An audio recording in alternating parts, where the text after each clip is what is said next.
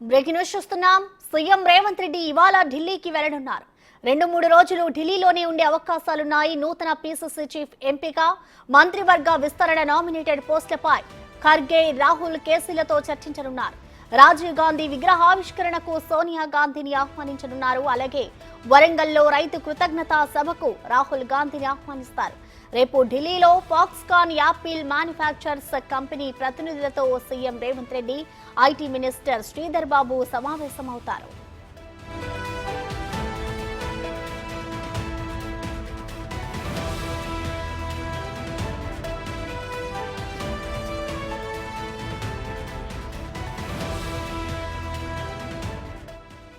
దీనిపై మరింత సమాచారాన్ని మా డిప్యూటీ బ్యూరో చీఫ్ సాదిక్ అందిస్తారు. సాదిక్, చెప్పండి, తెలంగాణ సీఎం రేవంత్ రెడ్డి ఢిల్లీ టూర్ కు సంబంధించిన డీటెయిల్స్ ఏ విధంగా ఉన్నాయి? సాదిక్, ప్రసన్న, రాత్రి ముఖ్యమంత్రి రేవంత్ రెడ్డి ఢిల్లీకి వెళ్లబోతున్నారు. ప్రధానంగా 2-3 రోజులు ఉండే ఛాన్స్ ఉన్నట్టుగా పార్టీ వర్గాలు చెప్తున్నాయి. ప్రధానంగా నూతన పీసీసీ చీఫ్ ఎంపిక పైన కసరత్తు ముమ్మరం చేసినటువంటి పార్టీ హైకమాండ్ తో ముఖ్యమంత్రి రేవంత్ రెడ్డి సమావేశం అయ్యే అవకాశం ఉంది. దీంతో పాటుగా రాష్ట్రంలో మంత్రివర్గ విస్తరణ పైన కూడా విస్తృతంగా చర్చ కొనసాగుతున్న నేపథ్యంలో 6 మంత్రి పదవులకు సంబంధించిన అంశాలపైన కొలికి వచ్చే అవకాశం కనబడుతుంది.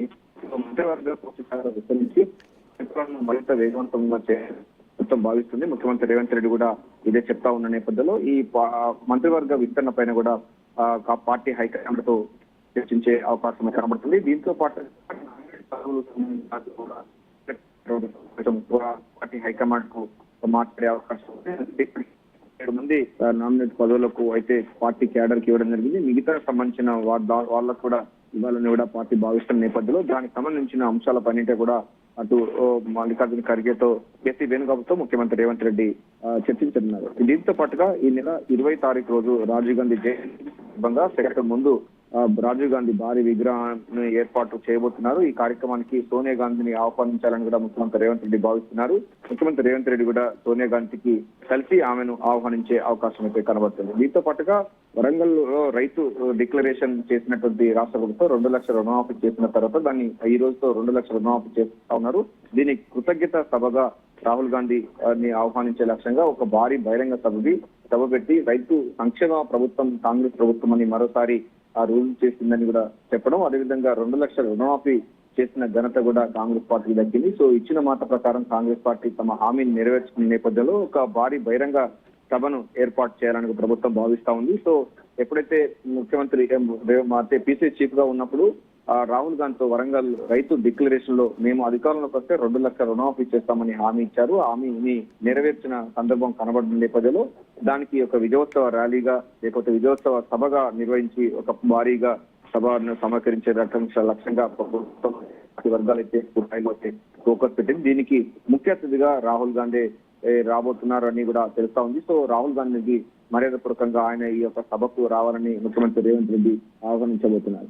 దీంతో పాటుగా ఇప్పటికే అమెరికా, దక్షిణ కొరియాలో విస్తృతంగా పర్యటించిన ముఖ్యమంత్రి రేవంత్ రెడ్డి ప్రధానంగా రాష్ట్రంలో పెట్టుబడులకు ఆహ్వానించే లక్ష్యంగా 10 రోజుల పాటు విదేశీ పర్యటన ముగించుకున్నారు. అయితే ఫాక్స్కాన్ యాపిల్ మ్యానుఫ్యాక్చరింగ్ కంపెనీ ప్రతినిధులు కూడా ఢిల్లీలో రేపు సమావేశం అయ్యే అవకాశం అయితే కనబడుతుంది ఉదయం పూట. అందుకోసం మంత్రి ఐటీ శాఖ మంత్రి శ్రీధర్ బాబు ఈ రోజు రేపు మార్నింగ్ ఆయన వెళ్తారు, రాత్రి మాత్రం ముఖ్యమంత్రి రేవంత్ రెడ్డి వెళ్తారు. సో ఏదైనప్పటికీ 2-3 రోజుల పాటు పార్టీ ఢిల్లీలోనే మకాం వేసే అవకాశం అయితే కనబడుతుంది. ప్రధానంగా నామినేట్ పదవులు, పీసీసీ చీఫ్ ఎంపిక, అదేవిధంగా రైతు సంబంధించినటువంటి ఒక భారీ బహిరంగ సభకు రాహుల్ గాంధీ ఆహ్వానం, అదేవిధంగా రాజీవ్ గాంధీ విగ్రహ ఆవిష్కరణకు సోనియా గాంధీ ఆహ్వానం మేరకు ముఖ్యమంత్రి రేవంత్ రెడ్డి ఈ రోజు రాత్రి బయలుదేరే అవకాశం కనబడుతుంది. సీతారామ ప్రాజెక్టు, ఆ తర్వాత 2 లక్షల రుణమాఫీ బహిరంగ సభ ముగిసిన తర్వాత నేరుగా హైదరాబాద్ చేరుకుని బేగంపేట విమానాశ్రయం నుంచి ప్రత్యేక విమానంలో ఢిల్లీకి వెళ్తున్నారు ముఖ్యమంత్రి రేవంత్ రెడ్డి.